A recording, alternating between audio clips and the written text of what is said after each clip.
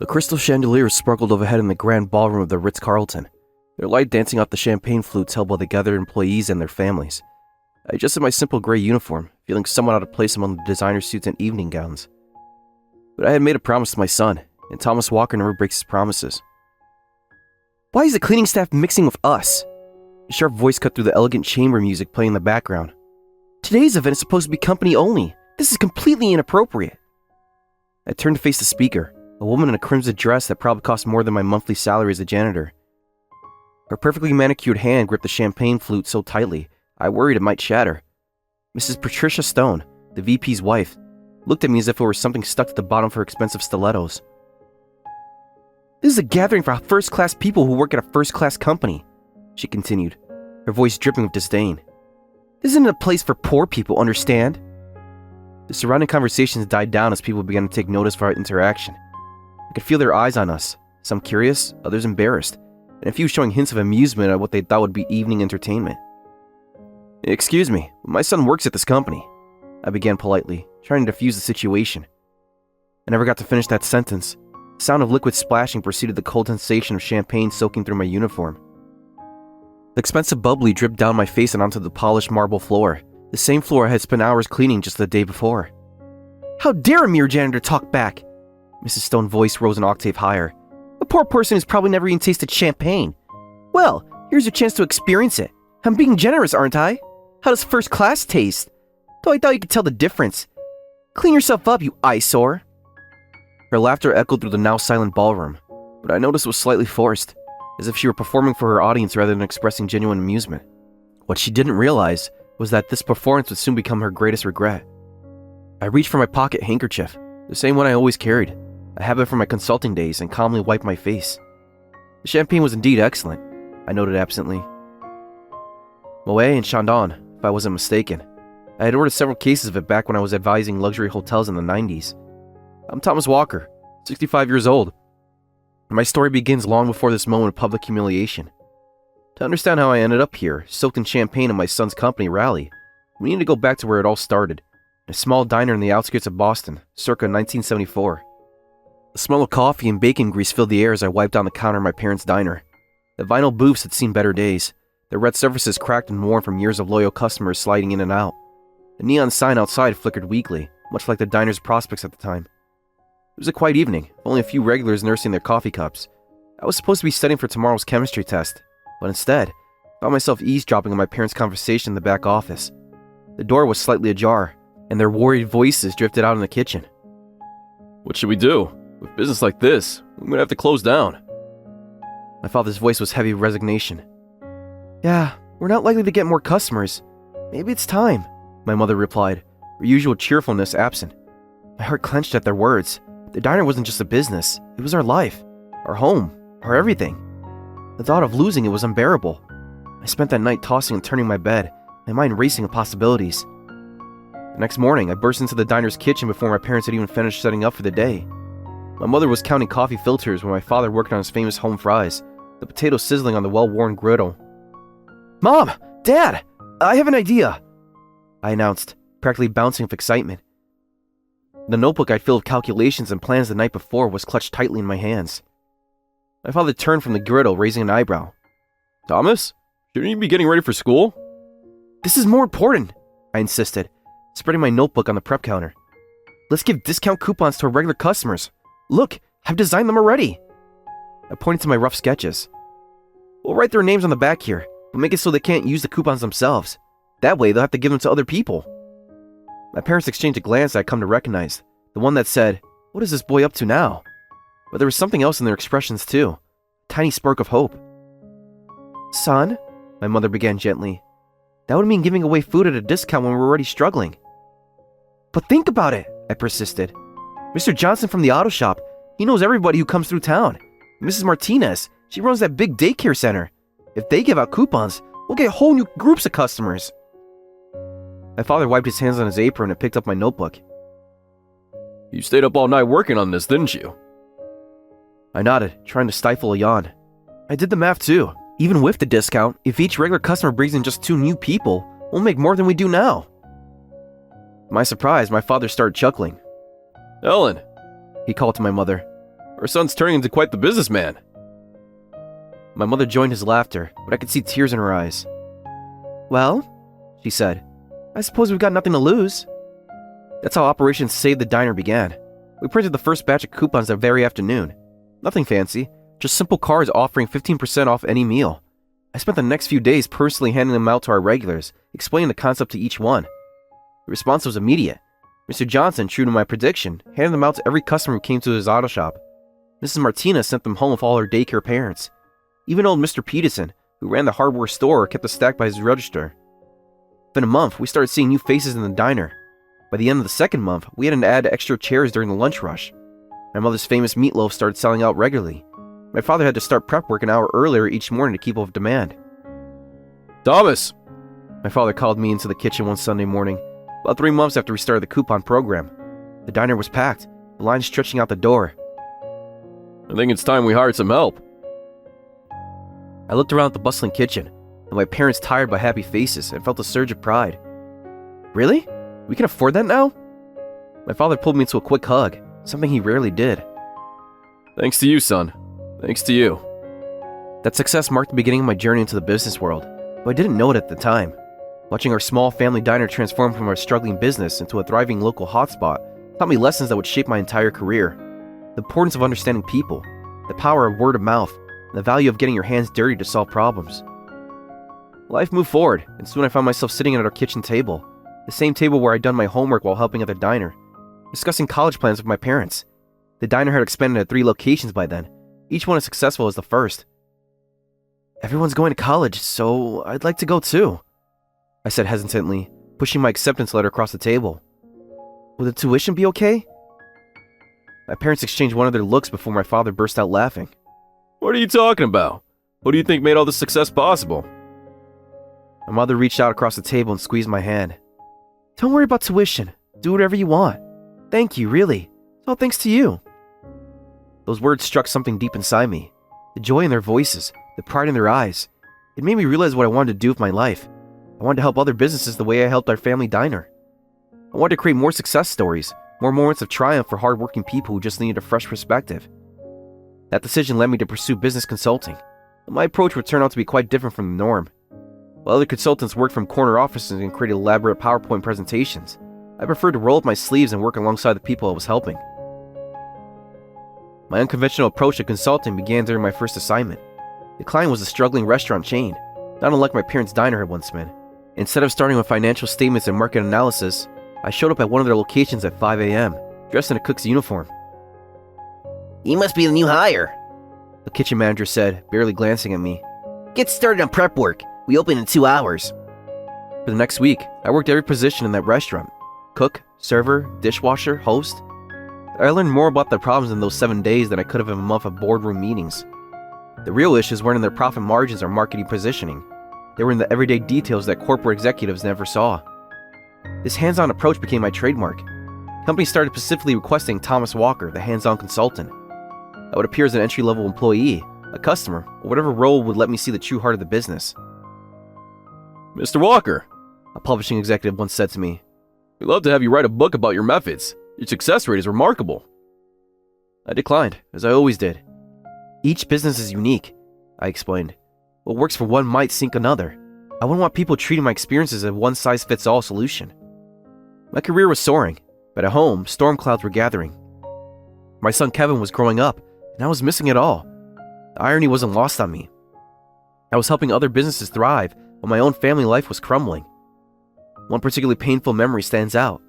Kevin was 15, and I had promised to attend his school baseball game. It was the championship match, and he was starting pitcher.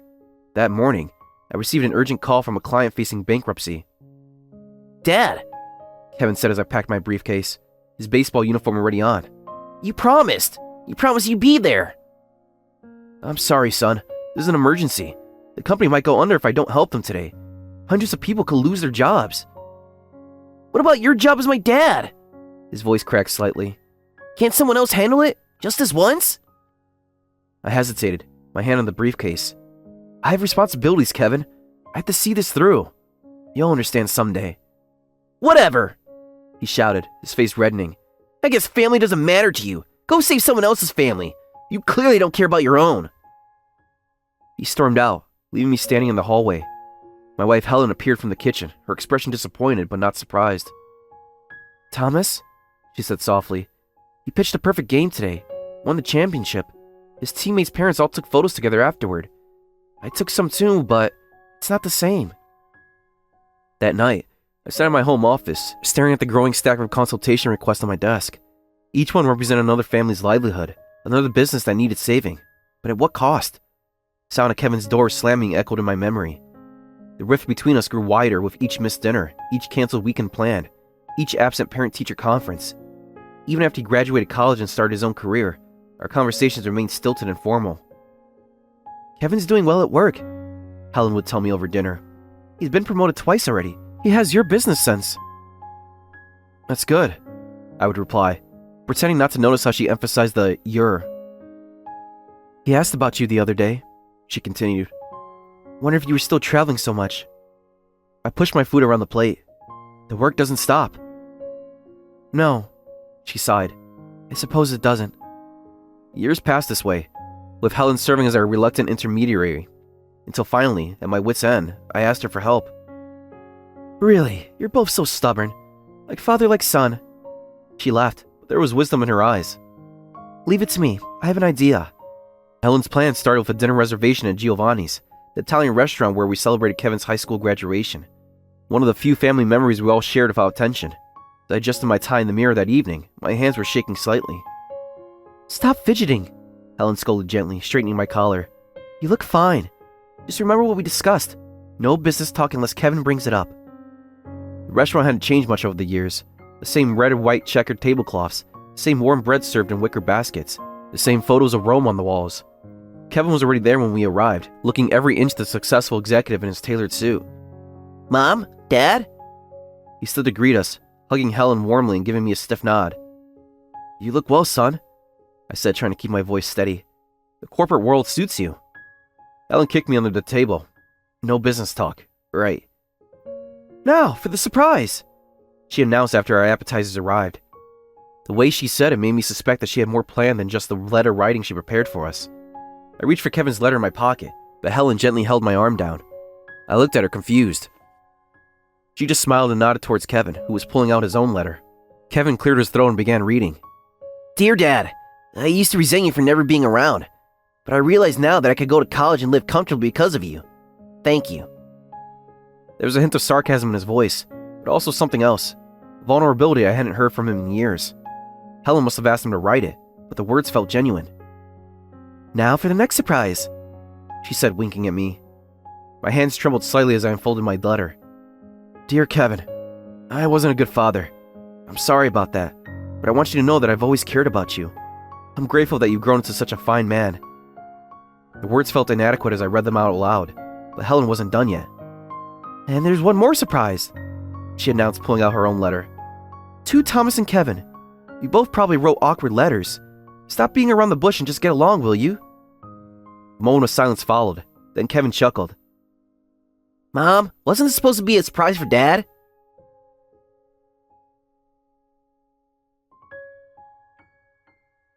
"That's funny. I thought it was a surprise for Kevin." "Ha! Dad really is awkward, isn't he?"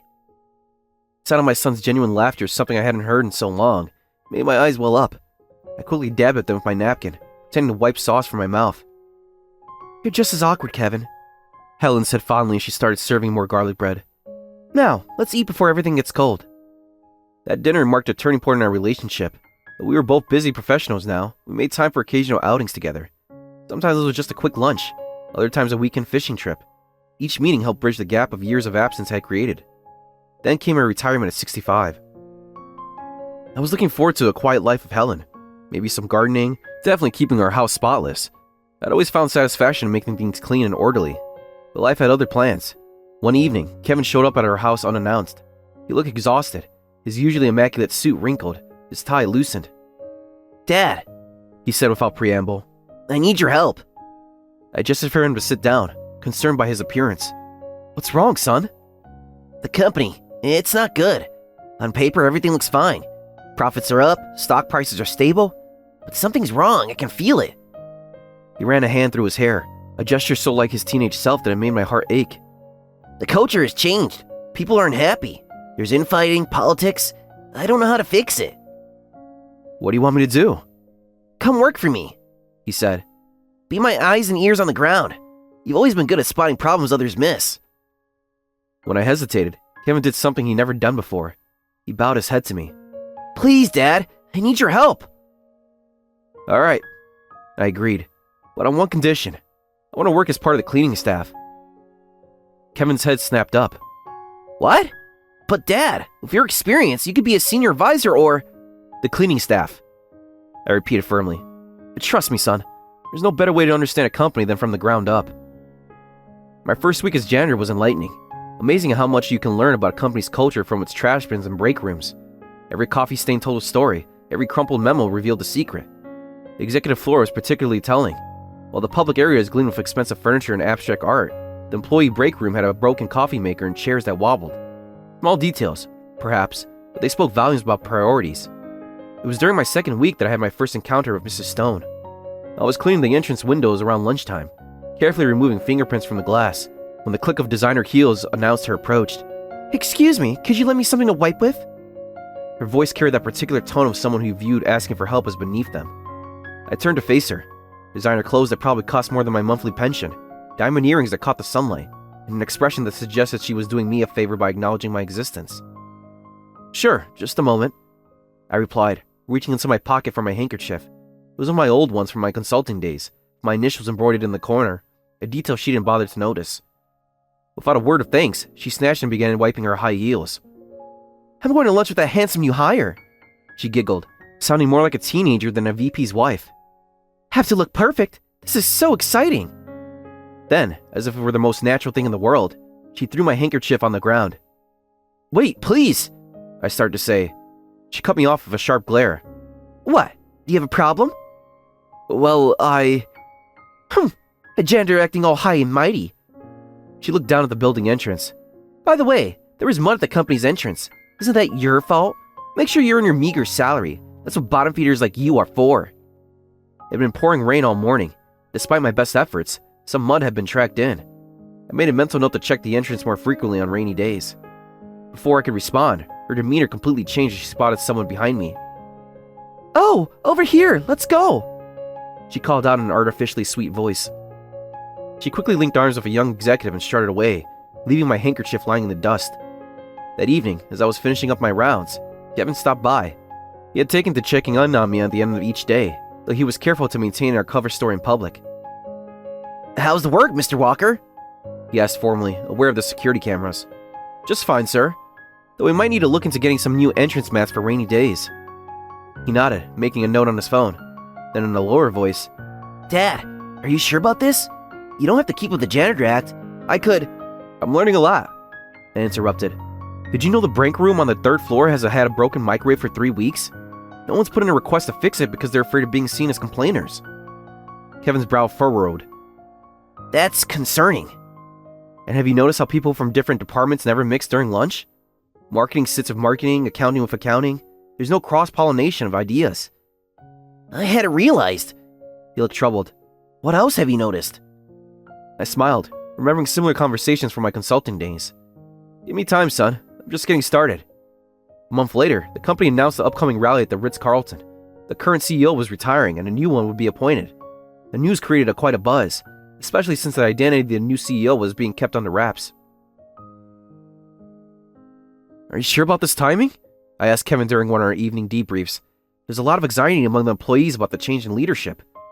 That's exactly why we need to do it now, he replied. The company needs a fresh start. And Dad, there is something else you should know. I raised an eyebrow, waiting. The board has approved you as the new chairman. The evening of the rally arrived with all the grandeur you expect from a high-stakes corporate event. The Ritz-Carlton's grand ballroom had been transformed into a sea of elegance, with white cloth tables surrounding a central stage. Crystal chandeliers cast a warm glow over the gathering crowd of employees and their families. I arrived early, as was my habit. My wife Helen would be joining me later. She had insisted on making a proper entrance rather than coming in with the cleaning staff, her eyes twinkling as she said it. She was enjoying our little charade perhaps a bit too much. As I moved through the crowd in my gray uniform, I observed the dynamics at play. Junior employees clustered nervously near the bar, while middle management occupied the center tables trying to look important. The executives had claimed the prime spots near the stage, their family members dressed to impress. That's when I spotted Mrs. Stone holding court near the champagne fountain. Her crimson dress made her impossible to miss, and she had drawn quite an audience.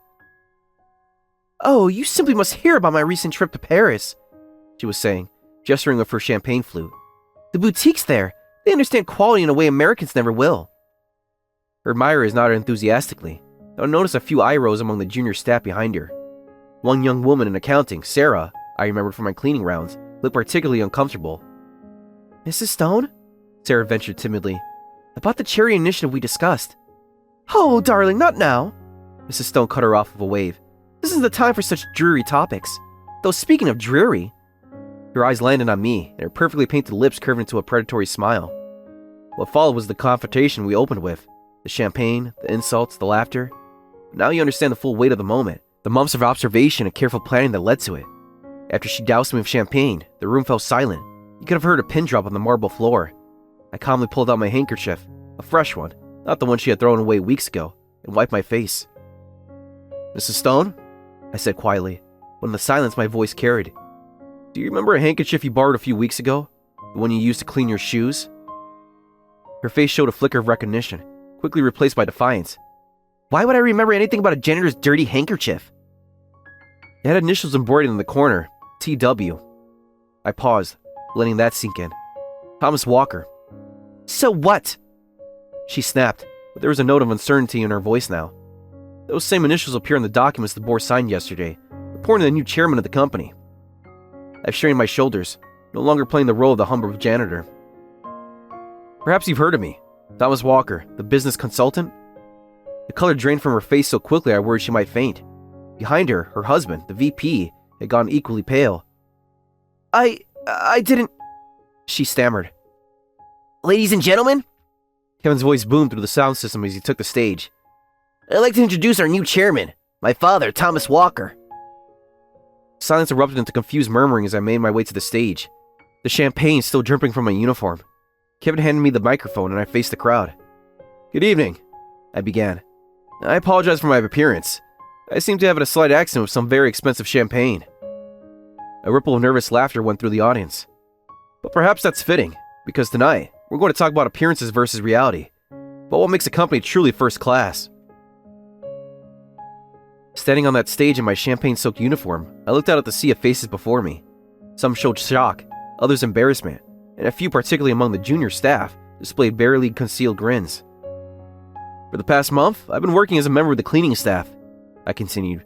"Not because I needed the job, but because I wanted to understand this company from the ground up, and what I've learned is both troubling and hopeful." I pulled out my small notebook, another habit from my consulting days, and opened it. I've seen dedicated employees staying late to finish projects, not because they're passionate about their work, but because they're afraid of being seen as uncommitted. I've seen brilliant ideas died unspoken in break rooms because junior staff feel their voices don't matter. I've seen divisions between departments so deep that people won't even share a lunch table. The room was absolutely still now. In the front row, Helen gave me an encouraging nod. But I've also seen hope. I've seen Sarah from accounting organizing food drives for local shelters on her lunch breaks. I've seen Mike from IT fixing people's personal computers for free. I've seen Janet from reception remembering everyone's birthday and bringing in homemade cupcakes. Sarah blushed as heads turned toward her. Mike shuffled his feet. Janet smiled and wiped a tear. These are the people who make a company truly first class. Not the ones with the most expensive suits or the fanciest titles, but the ones who understand that a company is more than just a place to earn a paycheck. It's a community. I closed my notebook and looked directly at Mrs. Stone, who was trying to make herself as small as possible behind her husband. And in a community, we don't measure people's worth by their job titles, or their clothes, or what kind of champagne they can afford. We measure it by their character, their contributions, their humanity. After the speech, as people began to digest both my words and their dinner, Kevin approached me with a towel. "Dad," he said, his voice tight with emotion. "I'm sorry about what happened with Mrs. Stone. If I had known..." "Don't worry about it," I assured him, drying my hair. "I'll do whatever it takes to fix this company. That was nothing." But truthfully, the incident had shaken me more than I let on. Not because of the champagne or the humiliation, but because it confirmed my worst fears about the company culture. The next morning, James Stone, the VP, arrived at the CEO's office at precisely 8 a.m. His usual confident stride was replaced by a hesitant shuffle. "Mr. Walker?" he began, his voice heavy with resignation. "I've come to tender my resignation." Kevin, who was also present, looked at his former mentor with disappointment. From the day I started, I looked up to you. How did things come to this? Stone bowed deeply, his perfectly pressed suit crinkling. "The responsibility is mine. Please punish me accordingly." You were such an admirable person. Kevin's voice rose with emotion. What happened to you? "I deeply apologize. It's embarrassing, but please let me explain." Stone sank into a chair, looking older than his years. "When I first joined the company, I had such dreams. I wanted to build something meaningful, something that would last. But somewhere along the way, I lost sight of that." He ran a hand through his graying hair. "The pressure to maintain a certain lifestyle, to maintain certain expectations. I started focusing on appearances rather than substance. And Patricia, my wife, I let her influence me too much. Let her social ambitions dictate my business decisions." Kevin and I exchanged glances as Stone continued his confession. The man before us was a far cry from the polished VP who had dominated board meetings just days ago. "I remember when I first started here," Stone said, his voice barely above a whisper. "I was like you, Kevin, full of ideas, eager to make a difference. The previous VP took me under his wing, just as I did with you." "What changed?" I asked gently. Stone gave a bitter laugh. "Success, ironically. Each promotion came with new expectation, new pressures. Patricia, she grew up poor, you see. When we started dating, she was working 2 jobs to put herself through college. Once we started climbing the social ladder, she became terrified of falling back down." He pulled out his wallet and removed a worn photograph. "This was us 20 years ago at the company picnic. We were living in a tiny apartment, driving a used car. Look at her smile. Somewhere along the way, we lost that happiness, replaced it with expensive things and empty status." The photo showed a younger Stone and Patricia at a park, both laughing as they shared a sandwich on a checkered blanket. The contrast with the couple I observed over the past month was striking. "I'm not making excuses," Stone continued, putting the photo away. "What Patricia did yesterday was inexcusable. What I've allowed our department's coach to become is inexcusable. I failed as a leader and as a mentor." Kevin leaned forward. James, when did you ever talk to me about this? "How could I? I was supposed to be your mentor, showing you the way. Instead, I let the company's culture rot from within." He straightened his shoulders. "That's why I need to resign. The company deserves better." I stood up and walked to the window, looking out at the city skyline. The morning sun was just beginning to reflect off the surrounding buildings, creating a golden glow that reminded me of new beginnings. "Mr. Stone?" I said finally. "I'm not accepting your resignation."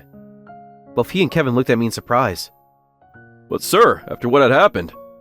"Instead," I continued, "I'm transferring you to our regional office in Portland.